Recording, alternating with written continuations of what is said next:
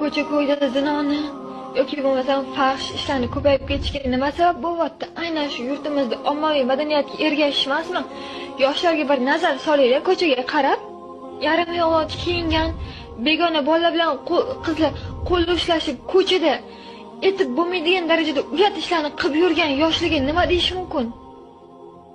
Hijob taqillagandan ko'ra, undan ko'ra ana o'sha yoshlarni qilsa bo'lmaydimi? Bu juda achinarli holat-ku.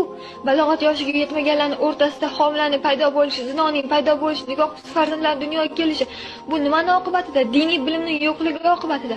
Agar farzand yosh bola yoshlikdan Robbisini kimligini tanisa, din nima, farz nima, sunnat nima, buni bilsa, u gunohdan qaysidir ma'noda aytganda parhez qiladi, o'zini saqlaydi.